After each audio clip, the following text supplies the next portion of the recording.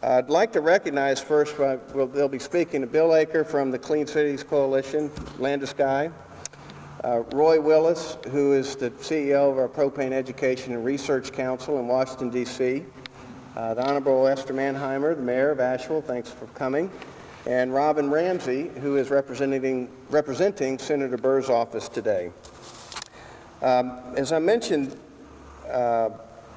there's something else special besides what we're doing in this room, at least to us, and it's the fact that we are going to be completely self-sustaining in the power that is being generated on this building. 40% is going to be from solar, which is on the roof right here behind me. You probably can't see it unless you're a quarter mile down the road. And another 60% is going to be produced by a micro combined heating and power unit, which I hope everyone has a chance to look at on the loading dock out there. And combined, those two pieces of equipment reduce emissions versus a traditional centralized power system by 68%. But we'll go into a little bit more of that later, and I'd like to start by asking Robin Ramsey to come up, and she's representing Senator Burr, who's been our U.S. Senator from North Carolina since 2005, and he is a ranking member of the Senate Veteran Affairs Committee. He sits on the Health, Education, Labor, and Pension Committee, and the Intelligence Committee, as well as the Senate Finance Committee. So we're really pleased to have Robin here today to represent the Senator.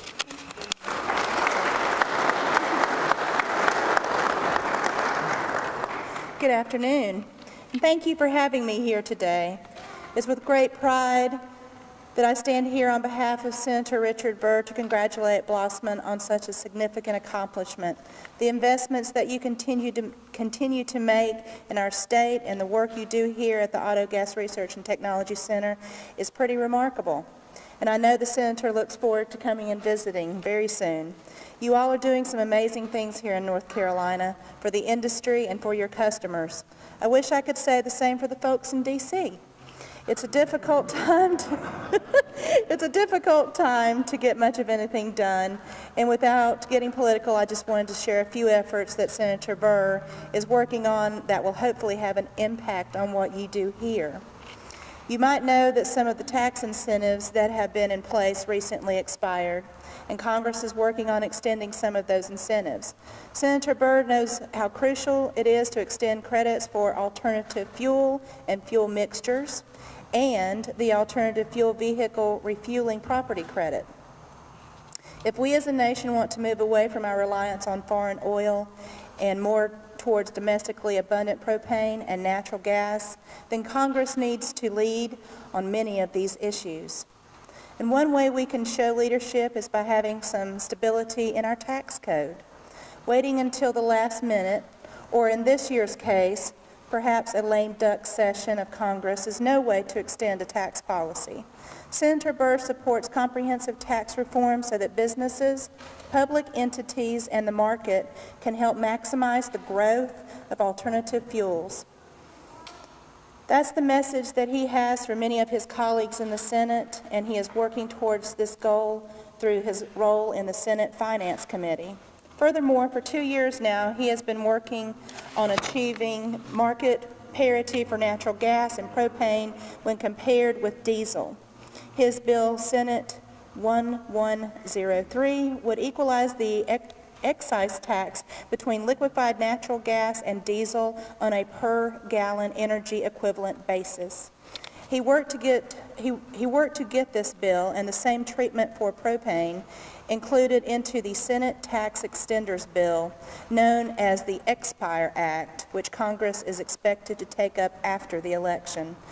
So that's just a snapshot of how Senator Burr is trying to help the industry in D.C. As I mentioned, he'd prefer to see many of these policies folded into a longer-term tax policy so that industry and businesses can plan more efficiently, but the reality is that it's tough to get anyone to agree on anything right now, so he's trying to move the ball down the field as best he can. Thank you to Blossman for having me, and Senator Burr sends his sincere congratulations.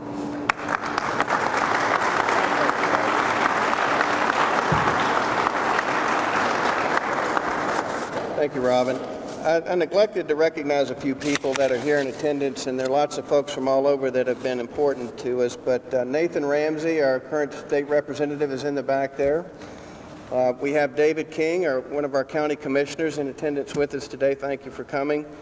And I'd like to recognize John Jessup with our North Carolina Propane Association that's right up here. Does a good job, great job. So next we have the mayor, Esther Mannheimer, and she was first elected to the city council in 2009 and became mayor in 2013.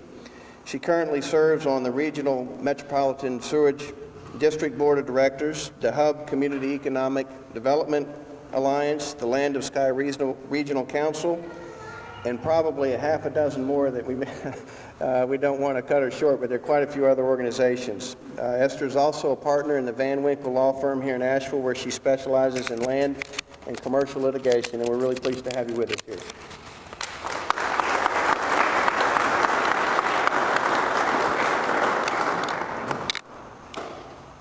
Thank you all of you for having me today to speak to you. I was, before you caught the elected officials, I was going to do that because I know Robin can't introduce her own husband at something, so that wouldn't be fair.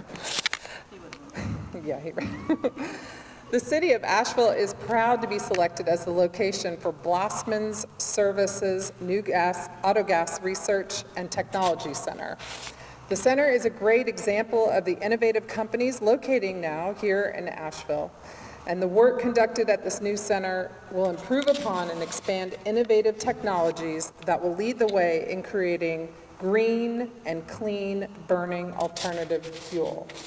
Asheville is the perfect location for the center because of our community's commitment to sustainability. Sustainable practices have become a way of life in Asheville. From our local food movement, farmers market, citizens' commitment to recycling, and the city's commitment to reducing our carbon footprint. Our city government strives to incorporate sustainable policies into every action we undertake. In fact, we have made a commitment to reduce our carbon footprint by 80% by the year 2030. Many of the services the city provides are directly linked to the consequences of the energy that fuels them. Because of the city's strong desire, to address these topics and challenges, the City Council includes sustainability policies and goals as a part of our annual strategic plan. And you can see examples all around the city. This new center will become part of Asheville's already strong network of partners working toward a more sustainable future. The center will provide more opportunity for partnership and collaboration. Work at this new center will create new alternative fuel systems through their engine development program, provide a location where service technicians and managers can come from across the U.S. for training and education programs designed to ensure the proper installation and servicing of these engine systems, and focus on the development of alternative fueled engines of all kinds. But I just have to pause really quickly and say that this is so exciting, and a lot of it is, I'm a lawyer, so a lot of it is new for me to learn about, but very, very much a part of the new business fabric, or growing business fabric of Asheville. We really think that one of the center focuses for Asheville going forward will be in the clean energy technology sector, and that's exciting. And I know Kit Kramer with our Chamber of Commerce is here today, hopefully agreeing. I know she's agreeing. But I just got to say, this example over here is a Waynesville police car. So I don't know if that's a hint or. It's my understanding that this center is the first in the southeastern United States, so that is a huge win for Asheville. And I'm thrilled that you've made the decision to be part of this community, fitting right in, as I've already said, with our theme here in Asheville of sustainability. Even the building itself is a beacon of green technology, producing all of its own power on site, as we already heard, and that That is an encouraging thing to see, that sort of trend growing in Asheville. We've done what we can to green our city building, but it was built long ago, so that's been challenging. This on-site power generation, I understand, is the first in the city. So thank you for the opportunity to be here with you today to celebrate the exciting new research and collaborations this center will bring to Asheville. Thank you. Thank you, Mayor. Our next speaker is Bill Aker, who is the Clean Cities Coalition Coordinator with the Land of Sky Regional Council. We have a long relationship with Bill, and I can say he's been instrumental in assisting our company, Blossman Gas, in getting to this point through his efforts in our community in this region. We're really appreciative of that, Bill. The coalition works closely with the U.S. Department of Energy's Clean Cities program and other partners to promote the use of alternative fueled and advanced technology vehicles, and he also serves as a coordinator of the Regional Clean Air Campaign, and he has been addressing these issues and many other environmental issues over the past 33 years. Bill? Thank you, Stuart. I appreciate it very much. It's such a pleasure being here today to be a part of this special celebration. And as you said, I've been working with the Blossman folks, with you and David Finder and all the others for many years, and we've come a long way. As Stuart said, I serve as the coordinator of the Asheville Region's Clean Cities Coalition, and our coalition is one of almost 100 coalitions around the nation working with the U.S. Department of Energy and many other partners in the public and private sector to reduce the use of petroleum and to help get our nation off of foreign oil, which is a really worthy goal. And I'm really pleased today, Chuck Feinberg with the New Jersey's coalition, he's the coordinator, is here also. Chuck, thanks for being here. Just this morning, Chuck and I heard that the Assistant Secretary of Energy announced in Washington, D.C. that last year in 2013, the Clean Cities coalitions and their stakeholders across the country avoided the use of 1 billion gallons of petroleum in a single year for the first time ever. So we're making a lot of progress. That's a great achievement. Also last year, the program reduced 7.5 million tons of greenhouse gases, which is the equivalent of removing more than 1.5 million cars from U.S. roads. So what Clean Cities is doing is shifting transportation away from petroleum, one fleet, one community, and one vehicle at a time, and that's the way we have to do it. We established our local Clean Cities Coalition in 2004. We started the process to get the designation from the U.S. Department of Energy in 2004. And one of the first persons that our coalition worked with was David Finder. David, where are you? Don't have my glasses on. There you are. David was one of the first to call us up and say, we want to get involved in this effort. This is very worthy. We want to partner with you. So at our kickoff event downtown Asheville, David brought a propane school bus out to show to folks, and we had a great event to kick off our effort to get that Clean Cities designation. And since then, we've worked with Blossman, Alliance Autogas, and many other folks to do a lot of education and outreach. We've had 3 propane roadshow events in the last few years. We've had propane events and holiday parades. I mean, we've done it all to get these vehicles out and to talk to folks and tell them about the benefits of propane autogas. And in the early days, we had very few, if any, fleets using propane autogas 10 years ago. But the good news is that due to the work of all of our different partners, a number of fleets that came to these educational sessions have started converting their fleets. So just some examples here in the Asheville area. Our Mountain Mobility Community Transportation System was one of the first to convert. Very successful project. Had them speak at some of these events, and they were very convincing. Also, the Buncombe County Sheriff's Department. We had Sheriff Van Duncan speak at one of our road shows over at the Biltmore Estate. He was very impressed, convinced everyone, said he wanted his vehicle converted next. He was so happy with it. Haywood Public Transit System, the Biltmore Estate, the town of Waynesville just converted about 15 vehicles, including these Dodge Chargers. These are some of the first Dodge Chargers in the country to be converted to autogas. They're very happy with that. And also the Blue Ridge Parkway. And we're working with the Great Smoky Mountains National Park on a propane project. So a number of fleets have been converting here in the area, and there will be many more. So thanks to the efforts of all the stakeholders in our coalition here in the Asheville area, we received our official Clean Cities designation from the Department of Energy in 2012, after 8 years of working towards that. And then last year in 2013, our stakeholders collectively displaced almost 1 million gallons of petroleum through the use of all the alternative fuels, including autogas. So we're making a lot of progress. Every year, we've got more displacement of petroleum. And our air quality is improving, not only reducing the greenhouse gases, but also the criteria pollutants. 20 years ago, we had officials from the Forest Service and the Park Service sound the alarm that our area had very significant air quality problems that we all needed to start working on. So we started working on it, and this program has been a part of that. Cleaning up our coal-fired power plants has been part of it. And the good news is, and you don't always have good news in the environmental arena, is that air quality has improved significantly over the last 10 years. And we are meeting all the state and federal air quality standards now, so we should be very proud of that. So I just wanted to be here today to thank Blossman and Alliance Autogas for being such great partners in our effort, and to congratulate you on the opening of this Research and Technology Center. And this center is really going to help increase the use of autogas, not only here locally, but across the entire nation. So congratulations, Stuart. Thank you very much, Bill. Been a great supporter of our efforts and many others in the natural gas industry in this region. We really appreciate everything, Bill.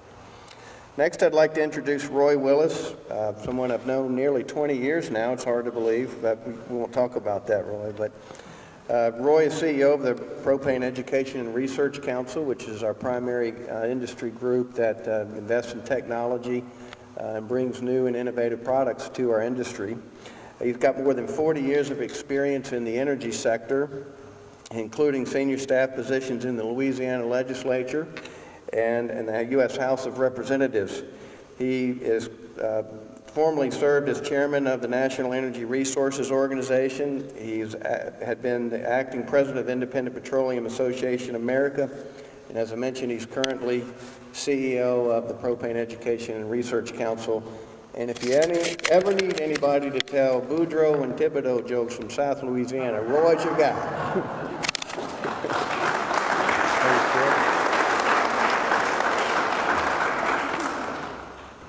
I'm honored and excited to be here, but to be perfectly honest with you, I'm not a bit surprised.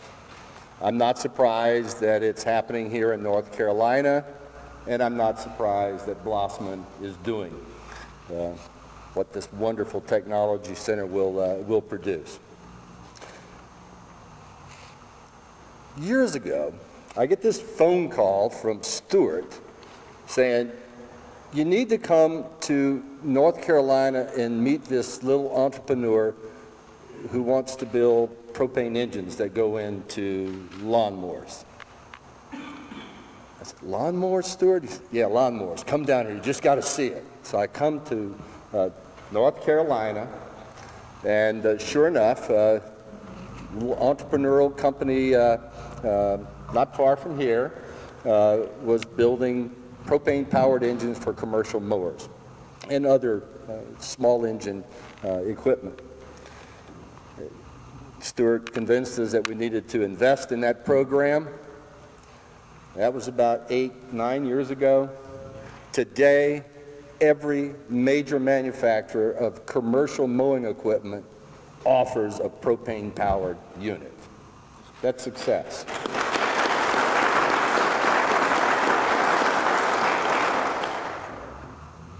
Stuart will talk a little bit about the future, at least that's what I heard him say, but I want to share just a little bit of history which sort of puts some context around this event here today. Many years ago, Stuart, back before thick and thin, served as our chairman of the PERC Research and Development Advisory Committee. And much to the chagrin of many of his industry colleagues, at one of our meetings, he openly proclaimed that future demand for propane was more likely to come from spark plugs rather than burner tips. That's almost heresy in our industry. But he didn't stop with just that vision. He began implementing and helped PERC build a portfolio of engine-based vehicles, equipment, and appliances today that literally didn't exist a decade ago and would not have existed but for the leadership that Stuart brought to our industry. So I'm not surprised that here, close to where he lives, he would build this technology and research center. And you're right, Mayor, it's going to be a seed from which many, many blossoms are going to grow, or Blossman's going to grow, but I'm sorry, I just couldn't resist. From this man's concept of the future being from spark plugs rather than burner tips, we now have the #1 selling alternative fuel school bus in the country, manufactured just a couple of states south of here, runs on propane. Had a 12% market share of new bus sales last year alone. The other two major manufacturers seeing that success are entering the market this sales cycle. So propane is tailor-made for school bus fleets. But it doesn't stop there. Just as Stuart mentioned, the combined heat and power unit, propane is being used, and we've got test sites out now for propane-powered gas heat pumps, generators, irrigation engines, a host of other equipment that is powered by propane engines. So he'll talk a little bit about the future, and I'll listen intently to what he has to say, because I know that he looked into a crystal ball over a decade ago and said, this is the way the future is going to go, and you were dead right, brother. So thank you, Stuart. Good luck to you.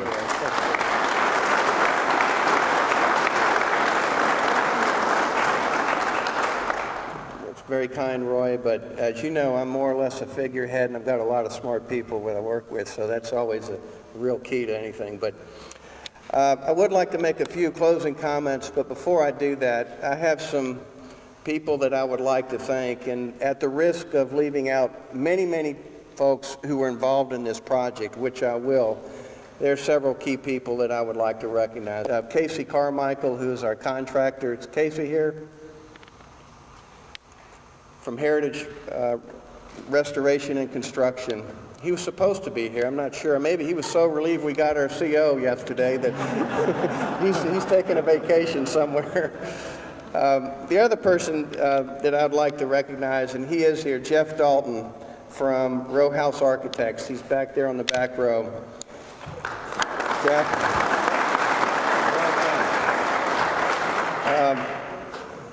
It was a very, very pleasurable working experience with Jeff, and he is one of the few people where you could explain something in simple terms and a concept, and he would come back with a remarkable design a week or 10 days later. And the third person that I'd like to recognize in there, and maybe I should have done that first, is my wife, Ann, who's also here today.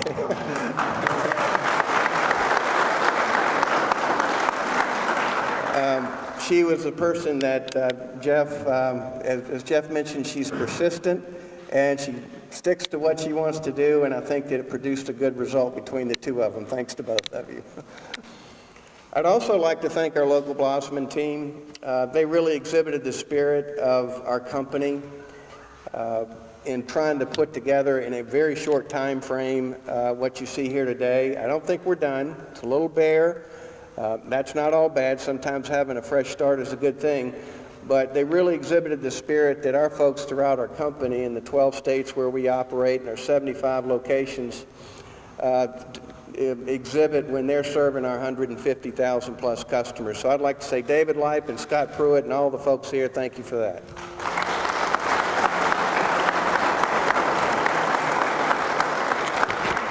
A couple of weeks ago, well, 3 weeks now, I was down in Atlanta, and I was in a taxi ride.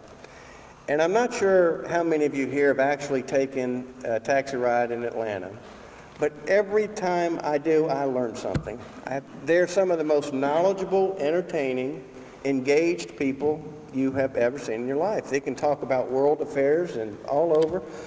But anyway, this gentleman said, you know, our problem in this country and the rest of the world is we have too many people that are poor in the mind, and he pointed to his head. He said, we can fix all the economic problems and all the other problems if we have them rich in the mind. And I said, you know, I'm sitting there thinking there are books and libraries full of books and government and societal systems designed over centuries that really that one simple phrase being rich in the mind cover a lot. So I said, well, that's pretty profound. Maybe it didn't hit you like it did me. But our company at Blossman Gas is really blessed with many people rich in the mind. That's what makes it a special place to work. And don't let me get started on Blossman because we'll all be here 30 minutes from now and I won't be halfway through. But we are very blessed, and I'm appreciative of that, from Jesse Johnson, who's one of the most creative, innovative thinkers. Well, he is the most creative, innovative thinker in the entire propane industry. He's known as the rock star of the propane business.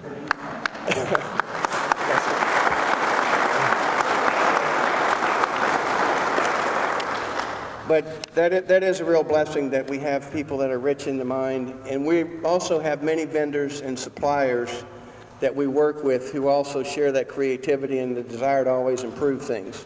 That's what produced the results. That's what PERC has been doing with a great number of companies, trying to spur and encourage those type of innovations. And as I mentioned, this is equipment that is on the roof with the solar panels. I'd like to thank MB Haynes for their work on that. And the Yanmar micro combined heating and power unit, they have those emissions reductions of 68%. In North Carolina today, we're expecting to only save about $1,000 to break even. In other areas where electric rates are much higher, we're very fortunate with our electric rates here in North Carolina. It not only has those emissions reductions, but you're going to realize cost savings with this equipment. And 5 and 10 and 15 years down the road, I think you're going to see on-site power more prevalent than you do today. I only hope that my career is long enough to see it become the primary market driver of energy in this country. So we're really pleased to be involved in that project. The other thing is our Vehicle Technology Center here, as has been mentioned. Currently, Blossman Gas has over 450 vehicle platforms, mostly focused on fleet vehicles, because those are the ones that are driving the most, that we have available with legal EPA-certified conversion systems. What this facility here is going to allow us to do, and Stephen Holland, our lead engineer, who's very capable gentleman and his team, new member Stacy and others that are going to be joining them, is going to allow us to accelerate the number of systems that we have for alternative fuel systems vehicles. Not just in the propane area, but we'll also be doing some natural gas systems when and where it makes sense. And one of the things that I'm really pleased about, and to announce, I guess, for the most part, is last month in September, Blossman Services received the first EPA certification in the United States for a diesel propane blend system on a heavy-duty engine, which is a Detroit 14-liter, which nobody cares. But this engine eliminates the particulate matter. It reduces NOx emissions by 48% and has many other benefits. But for our truckers going across the road, it's also going to save them significant on the fuel that they're having to pay. And our transportation sector in this country is the lifeblood. We can't survive. We don't have food. We're not going to be able to grow all our food locally. I think it's worthy to try, but we have to move food. We have to move goods. So our transportation sector is critical, and we can have a major impact by putting alternative fuel systems that reduce emissions and save costs for those fleet operators. So we're really pleased to have been the first in the United States, and we have 2 more engines, one a Volvo and another a Cummins ISX engine that are in development right now as we speak.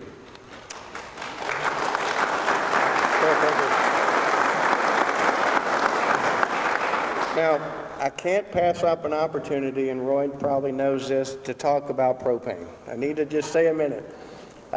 We're also, we're sort of the stepbrother of the natural gas industry. There's a lot of controversy out there about gas fracking, and we understand all those things, but we are under the radar in our industry because we have a fuel that worldwide is powering 23 million vehicles and serves over 8 million homes for heating and cooling and water heating and cooking. Not the cooling yet, we're working on that, Roy. But, and I'm not counting grills that run on propane. But this is an important fuel to this country. Anywhere beyond the natural gas lines, propane is an efficient fuel. And we really feel like the opportunities exist to enhance not only in the burner tips with water heaters. Mike Peacock from Renai is here today with us, and we appreciate it, but tankless water heater reduces emissions significantly versus electric, and also produces cost savings, but also, as I've mentioned, in the vehicles. Now, there's one more quick, brief thing I would like to mention that's very exciting to us. We are currently involved in a project in Lamar County, Georgia, and I bet most of you don't know where Lamar County, Georgia is. It's just south of Atlanta. But there is a project that's going to be the first of its kind in the entire world, turning landfill waste into natural gas liquids, including propane and butane, that is 100% renewable.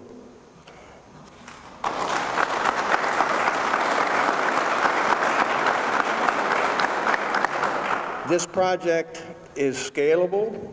It can be expanded. I'd love to see our Buncombe County landfill look at this over the next couple of years, because it is taking the entire waste stream, not just the methane gas coming off of the landfill, but the entire waste stream, putting into what I'll just call the magic box, with no emissions, there's no combustion, chemically changing it and producing natural gas on the backside.